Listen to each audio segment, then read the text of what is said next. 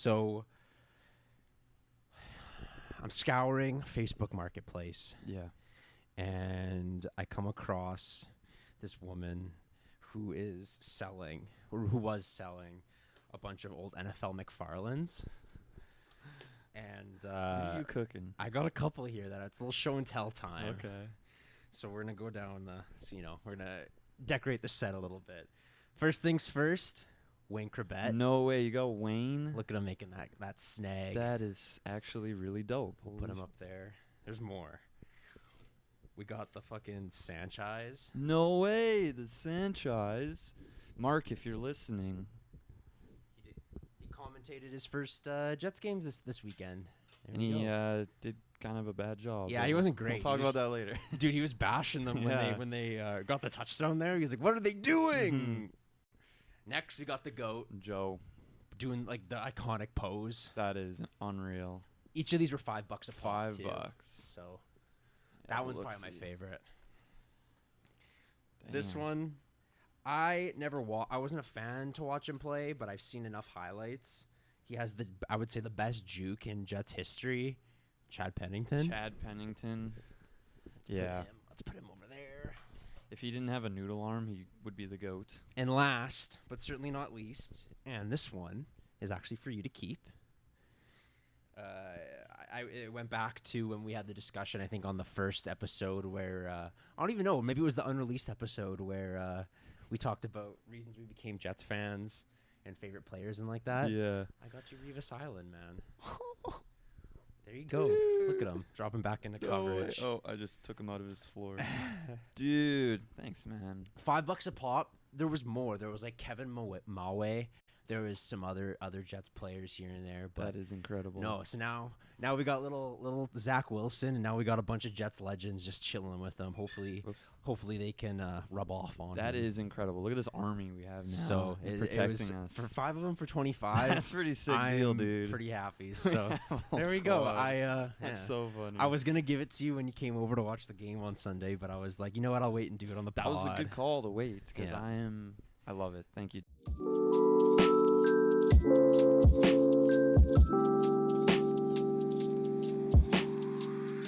And with that, here we are, episode 8 of the Jets Up North podcast. Thank you for taking the time to fly with us today.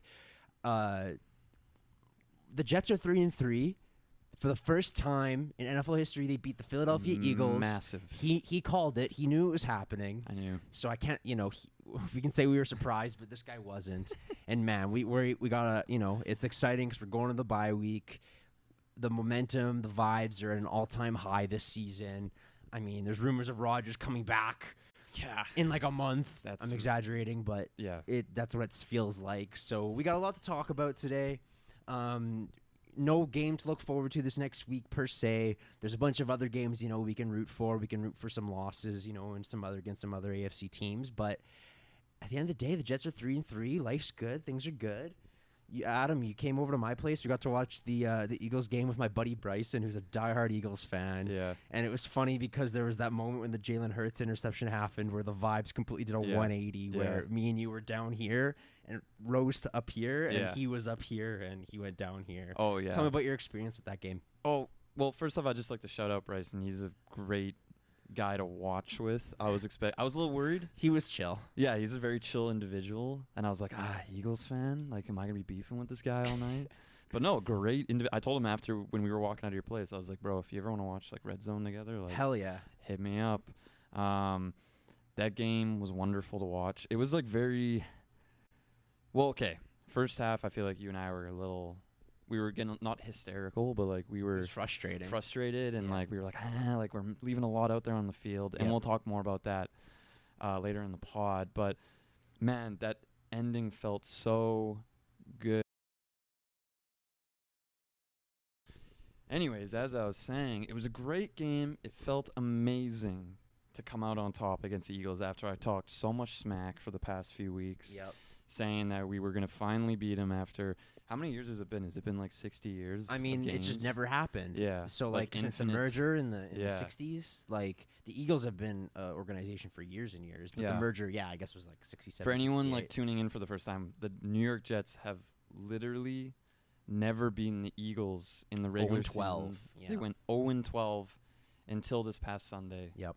Where they beat them. Yep. So, exciting game. I mean, there's a lot to talk about. I feel like even after this, there's probably gonna be still some things that we missed. If you crazy enough, the top 3 most watched NFL games this year, from 1 to 3, was number 1 was the Jets-Eagles game, which is crazy because it's not a primetime game. Yeah, it was just afternoon slate. Yeah, number 2 was Jets-Chiefs, and number 1 was Jets-Bills on Monday night.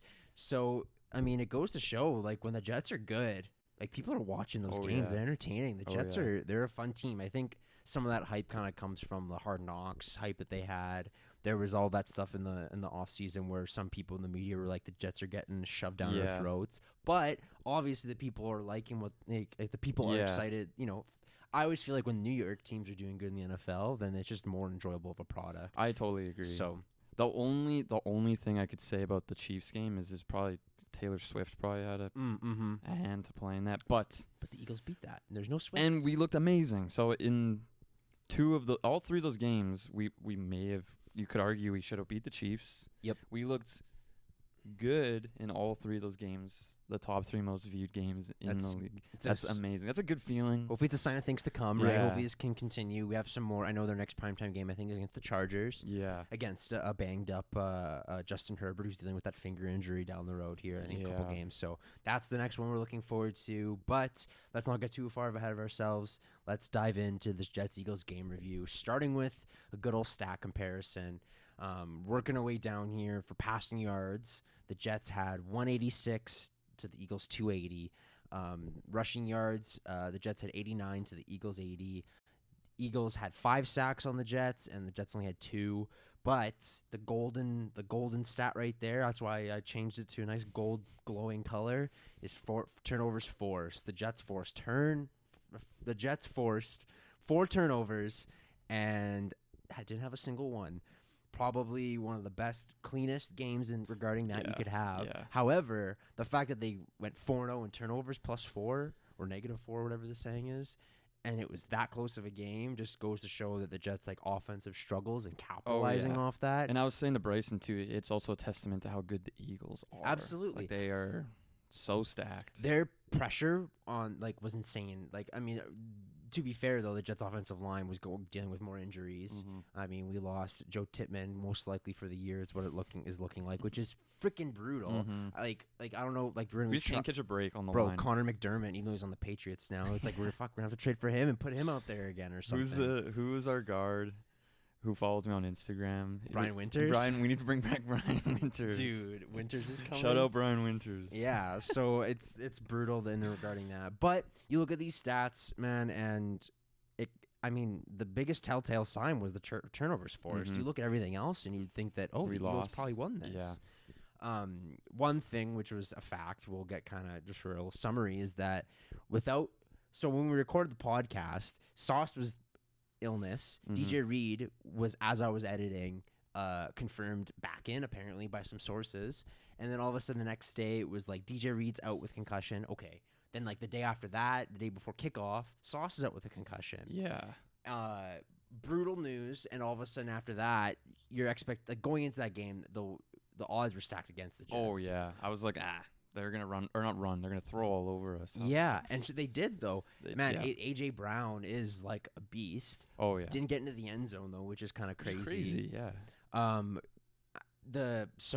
on top of that, the Jets' second half defense, once again, I feel like we've talked about it every now and then, a couple weeks now, is that those adjustments that the team makes in the second half, they come out just swinging against a team. I don't want to talk about it too much, but I also think it's part of Salah's philosophy of coming at you in waves. Yeah. Our defense is always, what's the word, in the first half, they're just there.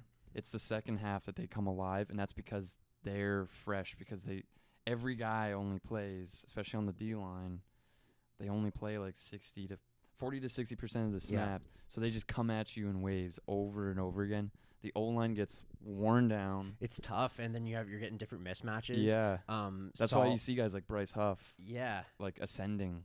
And Bryce Huff was going against once their tackle Lane Johnson went out early in the game. Yeah. So when Bryce Huff was taking advantage of that. Jermaine Johnson, we'll get to him, doesn't get the credit for 2 turnovers, even though he should. Yeah. Right? So yeah, I mean this game was there was a couple injuries on both sides. The Jets were obviously shorthanded coming into it, but man, solid today on the Rich Eisen thing that show that he did in an interview, and he mentioned that they had on the back end, it sounded like they were shifting guys all over the place, which was keeping things kind of confusing. Yeah. So they were moving safeties into nickel. He did say someone played a position they haven't had. Or they haven't played since like Pee Wee or something. I think it was Jermaine playing spy, but like I think so. But like Jermaine and but even Ashton Davis was coming in nickel. Like you had guys coming in and out. Yeah. I think Bryce Hall was on left and right side. Yeah. Like it was exciting to see like how creative that, and the credit doesn't just go to Sulla, it goes to Ulbrich. Oh, totally. And Jeff knows what he's doing. And what's the cornerback code? Tony. Yeah, Tony O. Yeah. So like, man, like credit goes to all those guys. They had 4 cornerbacks dressed, and all of them were making plays. Yeah. Except for number 27. I don't even know what his name was. I think it was Trey something. Man, he was getting mossed by AJ Brown. But we all got him back a couple times. My favorite play, one of my favorite plays from the game was the Garrett deep ball from Zach, and he mossed one of the depth practice squad corners that the Eagles had, because they were dealing with some injuries at that position as well. So yeah, so moving on to some of the top performers. Rattle through these here. Breece Hall once again having a good game. 20 touches for 93 yards and a touchdown. He was getting a little bit more involved in the passing game, which was nice to see. Yeah. Garrett Wilson, 8 catches for 90 yards. I didn't put down the targets, but I think it was around 13 or 14 targets. Once again, I feel like week after week we've been happy to see with the amount of attention that Garrett's getting. He's getting fed. It would be more frustrating if he was getting 5, because sometimes last year he was getting maybe 3 targets a game when he was already at receiver 1 last year. So it's good to see that he's getting the looks that he deserves. I'd say so far this season, my defensive MVP, Quincy Williams, 12 tackles, a tackle for a loss, a pass deflection, and then a fumble recovery that he almost fumbled and gave back to the team, but he got on it. He was what's the word? Beaning. Yeah. He couldn't pick up the ball. He was like, and I was like, bro, please. It was like happening in slow motion. We were watching, and I was like, come on.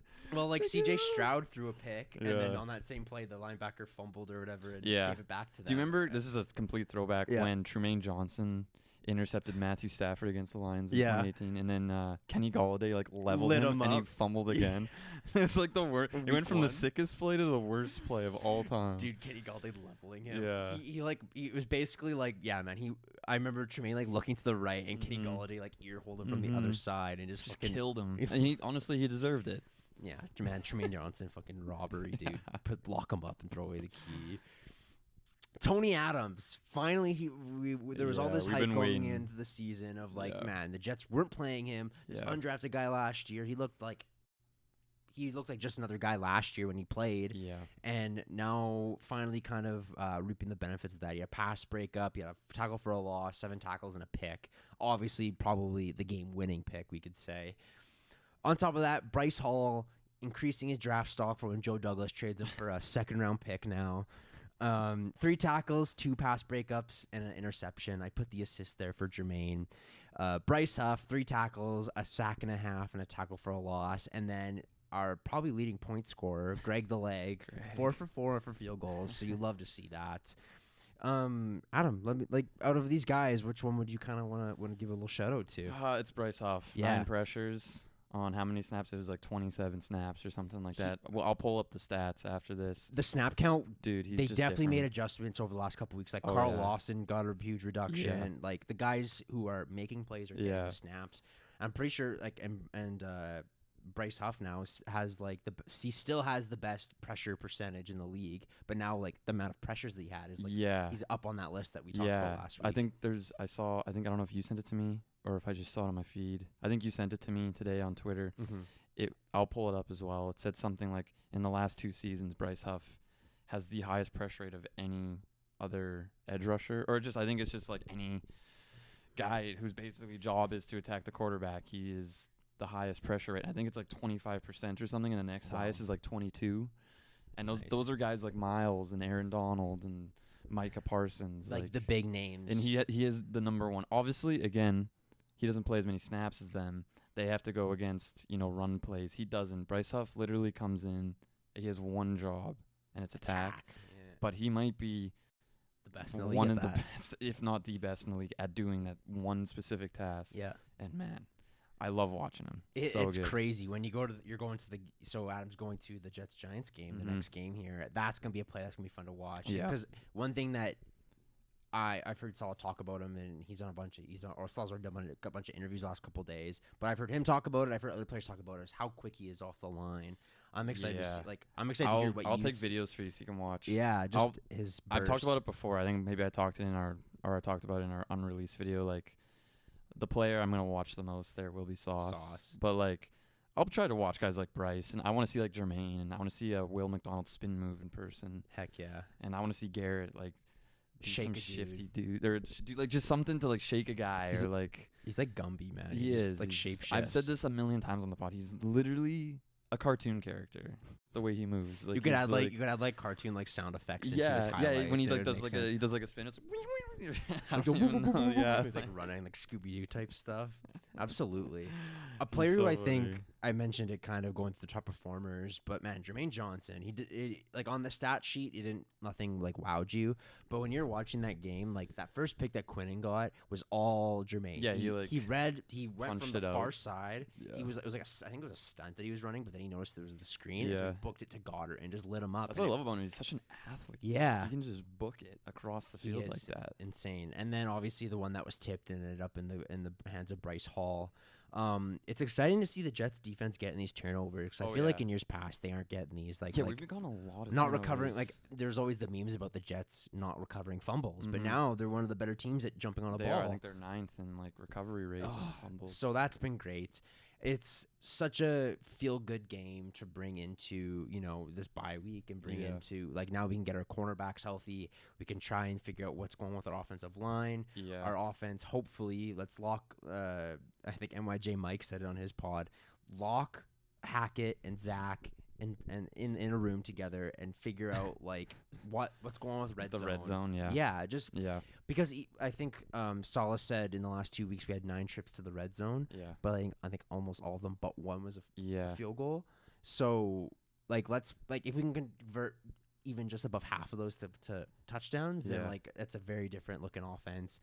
Like this game, if the Jets score touchdowns instead, or even like a lot of the last games, like they're not even close. No. So yeah. let's hopefully they can figure that out. But man, at the end of the day, this was a great team win. This was awesome. The defense definitely, once again, did everything in their power to make sure that this Jets offense could win. The Jets, Breece Hall got the touchdown to actually seal it. Yeah, shut and up, the Breece. Eagles players were talking to him and yelling at him, but like, "Oh, we let you score," and all of a sudden the announcers and everyone on Twitter was losing their freaking minds. This guy was losing his mind. Dude, Mark was losing his mind. Like, relax, buddy. About the Jets, running out the clock and kicking a field goal there. And man, I think like if they're gonna let you score, let them fine, let us score. Yeah. I think Salah put it best where he talked about how it's like they would much rather have the Eagles drive down the field with 1:20 or whatever they had with 2 timeouts to score a touchdown They had to. instead of Yeah. 50 seconds and no timeouts to just kick a field goal. And it's like obviously Greg is great, but I don't know. Would you rather take the guaranteed touchdown that they were giving us, or risk the chance of Greg? Like Jake Elliott for the Eagles missed earlier in the game. Exactly, like anything can happen. He's notorious for hitting long bombs to win games. Like he's he's been clutch in those moments. So true. That's not a game you want to play. If they're giving you a touchdown, then take it. Yeah. Like the Jets defense has been giving issues all day, and they continued to. Yeah. I don't know why on that last play Hurts freaking bombed it when he had timeouts and they had bizarre. But it is what it is. I mean, I think Hurts played a fine game. Yeah. Two of the turnovers weren't really his fault. That last one at Tony Adams absolutely was. Yeah, that was. I don't know what he was thinking, man. He looked right at him and he's like, you didn't see him on the TV because the camera was too zoomed in. But I remember watching Tony Adams fall back right into coverage there. And when the ball left his hand, I'm like, is there not like 2 guys there? And sure enough, there was 2 guys there. So I don't know what they saw. Apparently, all the reports is like in the stadium, everyone was like, same deal. It's like they don't know why Hurts threw that ball. But that just is a testament to that Jets pressure, right? Getting home when they needed to, crunch time, and sealing off the win.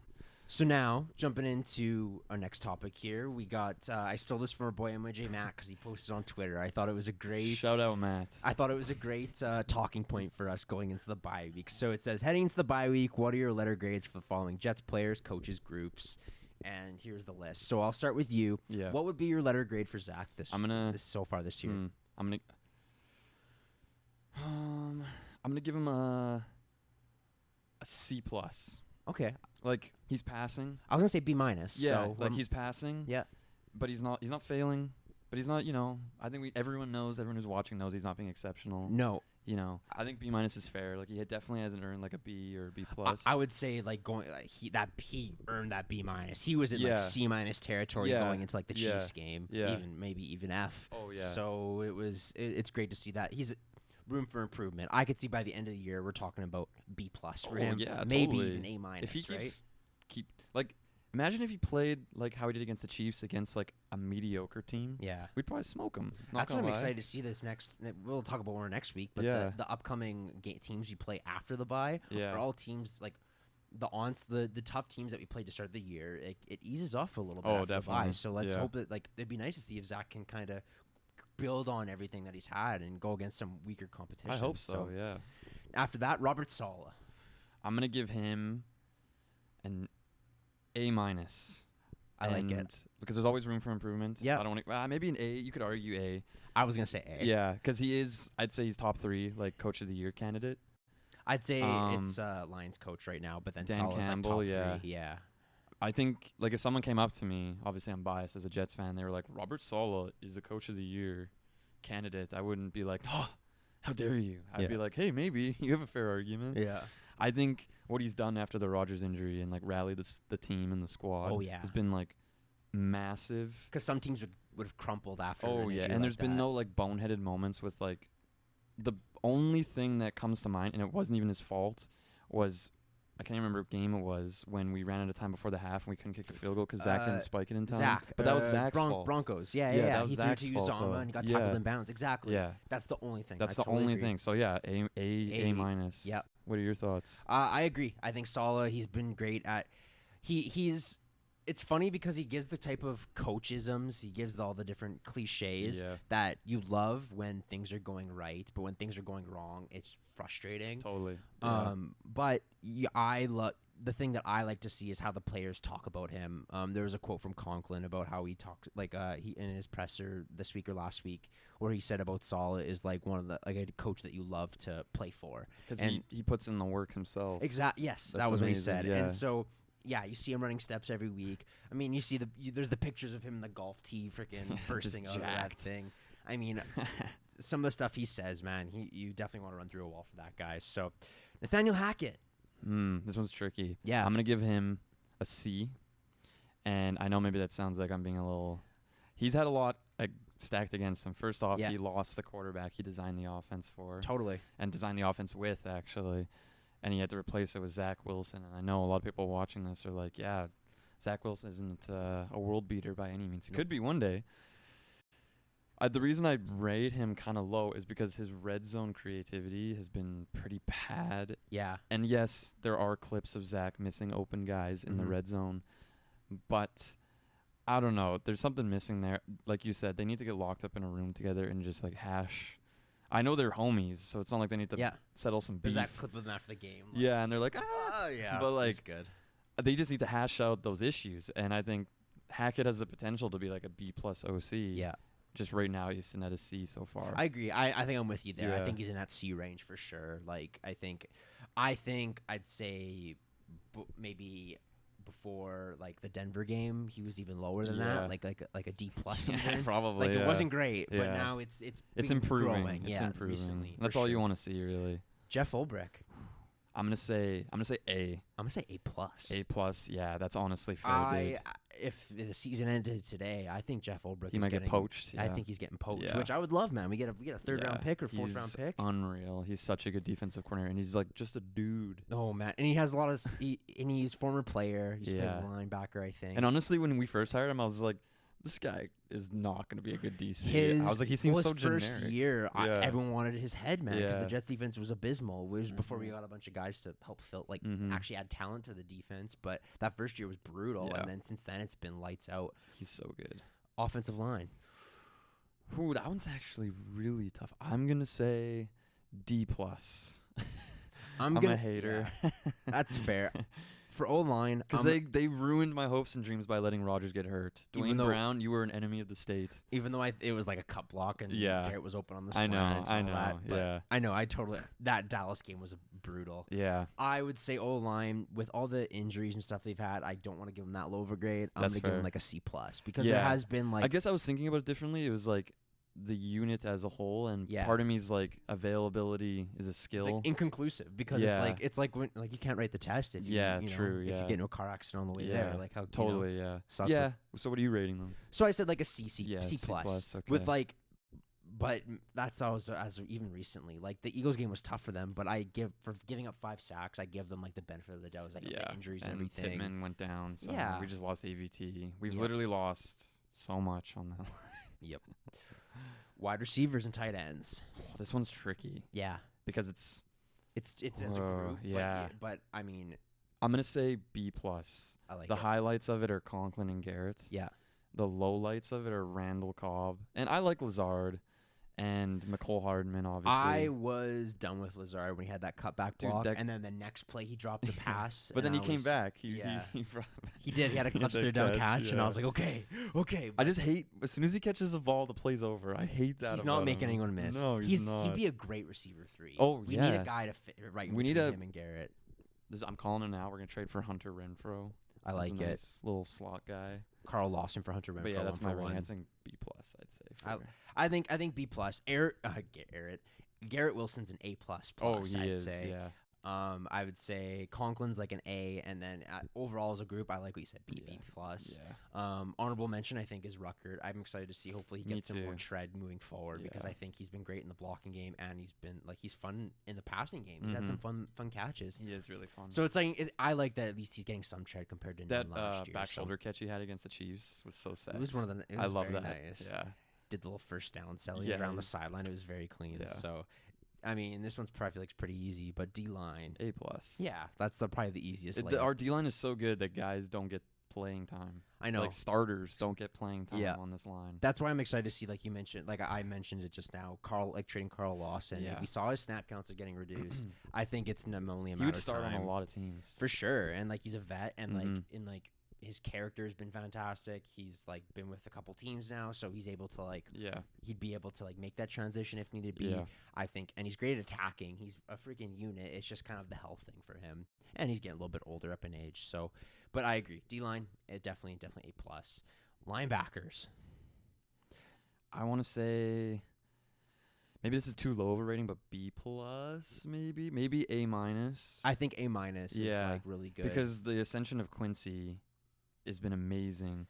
CJ is kind of just doing his thing that he's done for the last. It's kind of crazy at CJ's while. age, though. He's still performing really I well know. as linebacker. Like you think as like linebackers get older, and like they complement each other so well, because like Quincy's like the fly around, he is. chicken with a head CJ's cut off, the leader, and CJ's like the brick wall that just kind of glue, right? Yeah. And so it's sweet that like I remember going into the season, one of the things that we were concerned about is linebacker. It's like we have CJ, and then who's going to step up? Yeah. And we've talked about it before with Quincy, how he's just taken that step year after year.